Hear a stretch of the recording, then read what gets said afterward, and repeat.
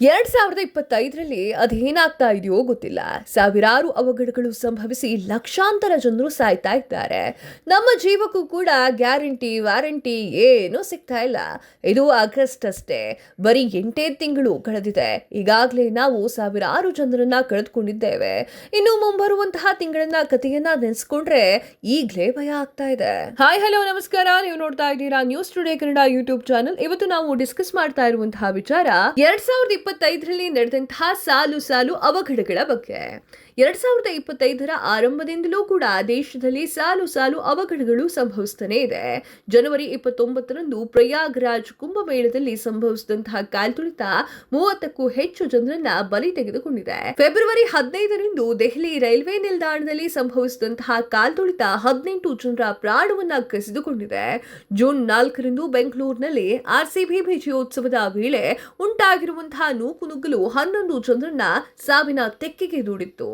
June 12ರಂದು ಗುಜರಾತ್ನ ಅಹಮದಾಬಾದ್ನಲ್ಲಿ ಸಂಭವಿಸಿದಂತಹ ಘನಘೋರ ದುರಂತ ಬರೋಬ್ಬರಿ 260 ಜನರ ಪ್ರಾಣವನ್ನ ಪಡೆದುಕೊಂಡಿದೆ. ಇದೇ ತಿಂಗಳು ಉತ್ತರಾಖಂಡದಲ್ಲಿ ಸಂಭವಿಸಿದಂತಹ ಜಲಪ್ರಳಯ 16 ಜನರ ಜೀವವನ್ನ ಕಸಿದುಕೊಂಡಿತ್ತು. ಈಗ ಕಾಶ್ಮೀರದಲ್ಲೂ ಕೂಡ ಮಹಾಸ್ಫೋಟ ಮರಣ ಮೃದಂಗವನ್ನ ಬಾರಿಸ್ತಾ ಇದೆ. ಹೌದು ವೀಕ್ಷಕರೇ, ಜಮ್ಮು ಮತ್ತು ಕಾಶ್ಮೀರದ ಕಿಶ್ವಾರ್ ಜಿಲ್ಲೆಯಿಂದ ಕೆಟ್ಟ ಸುದ್ದಿ ಬಂದಿದೆ. ಪಾಢರ್ ಪ್ರದೇಶದ ಚಶೋತಿ ಎನ್ನುವಂತಹ ಗ್ರಾಮದಲ್ಲಿ ಭಾರಿ ಮಹಾಸ್ಫೋಟ ಸಂಭವಿಸಿದ್ದು ದುರಂತದಲ್ಲಿ 50ಕ್ಕೂ ಹೆಚ್ಚು ಜನ ಪ್ರಾಣವನ್ನ ಬಿಟ್ಟಿದ್ದಾರೆ. ಸುಮಾರು 220ಕ್ಕೂ ಹೆಚ್ಚು ಜನರು ಕಾಣೆಯಾಗಿದ್ದಾರೆ. ಮಚೈಲ್ ಮಾತಾ ಯಾತ್ರೆಗೆ ಸಾವಿರಾರು ಭಕ್ತರು ಆಗಮಿಸ್ತಾ ಇದ್ದಾಗಲೇ ಈ ಒಂದು ದುರಂತ ಸಂಭವಿಸಿದೆ. ಯಾತ್ರೆಯ ಮೊದಲ ನಿಲ್ದಾಣವಾಗಿದ್ದ ಸ್ಥಳದಲ್ಲೇ ಮಹಾಸ್ಫೋಟ ಸಂಭವಿಸಿದೆ. ದೇವಾಲಯದ ಹೊರಗಡೆ ಲಂಗಾರ್ಗಾಗಿ ಸ್ಥಾಪನೆ ಮಾಡಲಾಗಿದ್ದಂತಹ ಅನೇಕ ಡೇರೆಗಳು ಕೂಡ ನೀರಿನ ಪ್ರವಾಹದಲ್ಲಿ ಕೊಚ್ಚಿ ಹೋಗಿದೆ. ಅಷ್ಟೇ ಅಲ್ಲ, ಇಡೀ ರಸ್ತೆಯೂ ಕೂಡ ಕೊಚ್ಚಿ ಹೋಗ್ಬಿಟ್ಟಿದೆ. ಸ್ಥಳೀಯ ಶಾಸಕರ ಪ್ರಕಾರ ಅಪಘಾತದ ಸಮಯದಲ್ಲಿ ಸಾವಿರಾರು ಜನ ಆ ಒಂದು ಪ್ರದೇಶದಲ್ಲಿ ಇದ್ರು ಅಂತ ಗೊತ್ತಾಗ್ತಾ ಇದೆ. ವಿಪತ್ತು ಸಂಭವಿಸಿದಂತಹ ಪ್ರದೇಶಗಳಲ್ಲಿ ಪರಿಹಾರ ಮತ್ತು ರಕ್ಷಣಾ ಕಾರ್ಯವೂ ಕೂಡ ಅತ್ಯಂತ ಸವಾಲಿನದ್ದೇ ಆಗಿದೆ. ಮಹಾಸ್ಫೋಟದ ನಂತರ ಗ್ರಾಮದ ಅರ್ಧಕ್ಕಿಂತ ಹೆಚ್ಚು ಭಾಗವು ನೀರಿನಲ್ಲಿ ಕೊಚ್ಚಿಕೊಂಡು ಹೋಗಿದೆ. ಗ್ರಾಮ ಹೋಗುವಂತಹ ರಸ್ತೆಗಳು ಕೂಡ ಹಾನಿಯಾಗಿದೆ. ಕಳೆದ 15 ದಿನಗಳಿಂದ ಪುಂಚ್, ರಚೌರಿ ಮತ್ತು ದೂಡಾದಂತಹ ಬೆಟ್ಟಗಳ ಜಿಲ್ಲೆಗಳಲ್ಲಿ ನಿರಂತರವಾಗಿ ಮಳೆಯಾಗ್ತಾ ಇದೆ. ಇದರಿಂದಾಗಿ ಮಚೈಲ್ ಮಾತಾ ದೇವಸ್ಥಾನಕ್ಕೆ ತೀರ್ಥಯಾತ್ರೆಯ ಮಾರ್ಗವಾಗಿ ಹೋಗ್ತಾ ಇರುವಂತಹ ಭಕ್ತರಿಗೆ ಬಹಳ ತೊಂದರೆಯಾಗಿದೆ. ಹಂಗಾದ್ರೆ ಮಚೈಲ್ ಯಾತ್ರಾ ಅಂತಂದ್ರೆ ಏನು ಅಂತ ನೋಡ್ಬಿಡೋಣ.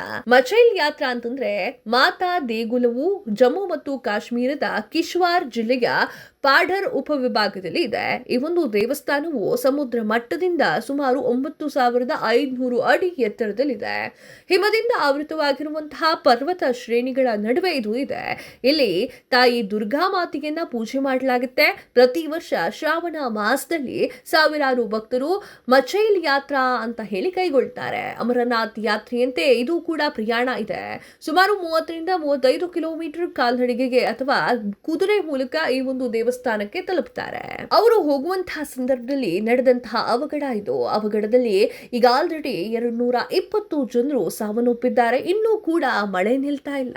ಸಾಲು ಅವಘಡಗಳನ್ನ ನೋಡ್ತಾ ಇದ್ರೆ 2025ರಲ್ಲಿ ಭಾರತದಲ್ಲಿ ಅದೆಷ್ಟು ಅನಾಹುತಗಳು ಸಾವು ನೋವುಗಳನ್ನ ಉಂಟು ಮಾಡುತ್ತೋ ಅಂತ ಆತಂಕ ಹೆಚ್ಚಾಗ್ತಾ ಇದೆ.